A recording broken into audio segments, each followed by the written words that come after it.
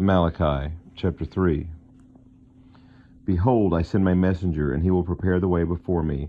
And the Lord whom you seek will suddenly come to his temple, and the messenger of the covenant in whom you delight.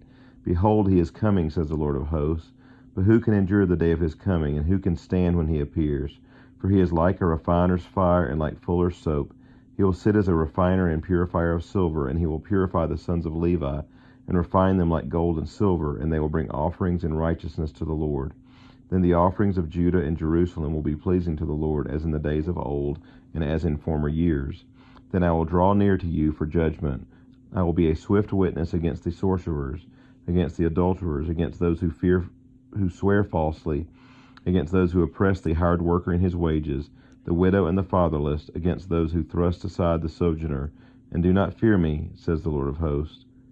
For I, the Lord, do not change. Therefore you, O children of Jacob, are not consumed. From the days of your fathers you have turned aside from my statutes and have not kept them.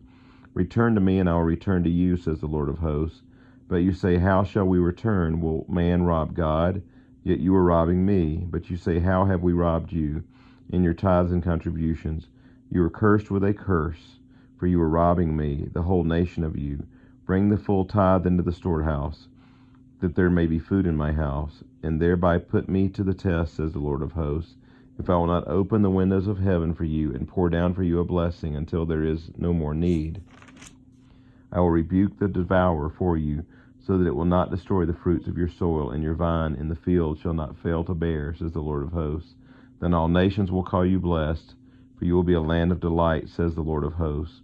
Your words have been hard against me, says the Lord, but you say, how have we spoken against you? You have said, it is vain to serve God. What is the profit of our keeping his charge, or of walking as in mourning before the Lord of hosts? Now we call the arrogant blessed. Evildoers not only prosper, but they put God to the test, and they escape. Then those who feared the Lord spoke with one another. The Lord paid attention and heard them, and a book of remembrance was written before him of those who feared the Lord and esteemed his name.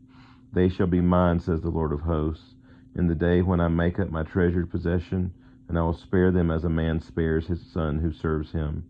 Then once more you shall see the distinction between the righteous and the wicked, between one who serves God and one who does not serve him. Chapter 4. For behold, the day is coming, burning like an oven, when all the arrogant and all evildoers will be stubble. The day that is coming shall set them ablaze, says the Lord of hosts, so that it will leave them neither root nor branch. But for you who fear my name, the Son of Righteousness shall rise with healing in its wings. You shall go out leaping like calves from the stall, and you shall tread down the wicked, for there will be ashes under the soles of your feet on the day when I act, says the Lord of hosts. Remember the law of my servant Moses, the statutes and rules that I commanded him at Horeb for all Israel. Behold, I will send you Elijah the prophet before the great and awesome day of the Lord comes, and he will turn the hearts of fathers to their children, and the hearts of children to their fathers, lest I come and strike the land with a decree of utter destruction.